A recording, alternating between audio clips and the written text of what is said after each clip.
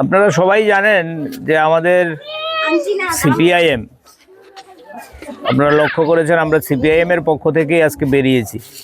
CPIM Tripura রাজ্য committee সিদ্ধান্ত করেছে গোটা রাজ্যে আমরা মানুষের কাছে যাব।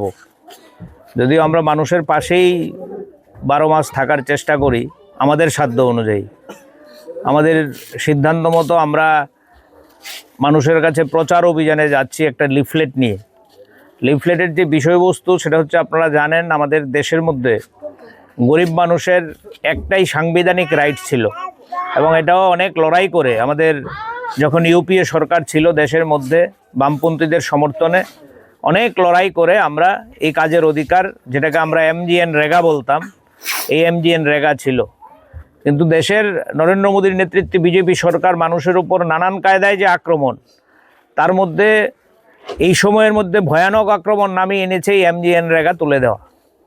এমজিএন রেগার নাম পরিবর্তন করে, তার শর্তাবলী পরিবর্তন করে আমাদের যে সাংবিধানিক রাইট ছিল, কাজ না পেলে মামলা করার সুযোগ ছিল, কাজ না পেলে ভাতা পাওয়ার সুযোগ ছিল, এই মূল জায়গাটাই তুলে দিয়েছে।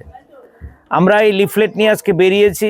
এই যে বিজেপি সরকারের জনগণের বিরুদ্ধে যুদ্ধ ঘোষণা, গরিব মানুষের বিরুদ্ধে যুদ্ধ ঘোষণা, এমজিএন রেগার নাম পরিবর্তন করে দেওয়া, মহাত্মা গান্ধীর নাম এই স্কিম থেকে তুলে দেওয়া, মানুষের কাছে আমরা মতামত চাইছি। এই লিফলেট নিয়ে বেরিয়েছি। গোটা রাজ্যে সাবরুম থেকে ধর্মনগর পর্যন্ত আমাদের পার্টি কর্মীরা মানুষের কাছে যাওয়ার চেষ্টা করছে।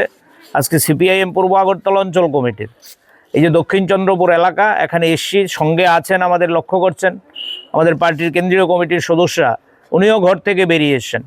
আমাদের পার্টি নেতা অরুণ সিনহা ঘর থেকে বেরিয়ে এসছেন।